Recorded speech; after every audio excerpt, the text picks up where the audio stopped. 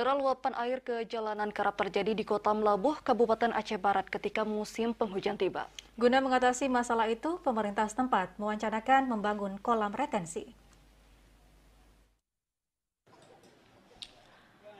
Guna mengatasi banjir yang kerap terjadi di Kota Melabuh ketika musim penghujan tiba, pemerintah Kabupaten Aceh Barat melalui Dinas Pekerjaan Umum dan Penataan Ruang atau PUPR mewacanakan pembangunan kolam retensi yang mampu menampung 3.600 meter kubik atau M3, debit air sebagai penampung selain saluran drainase.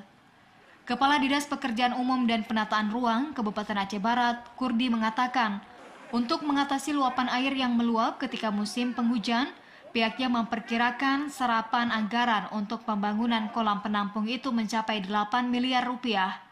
Dan kini pihaknya sedang mengupayakan ke pemerintah pusat terkait anggaran itu. Kita sudah coba bicara dengan balai, mereka juga cukup merespon. Awalnya mereka juga sudah pernah turun ke Aceh Barat. Kita coba nanti sharing, ide-idenya kita buat sehingga pembiayaannya bisa kita dorong melalui APBN.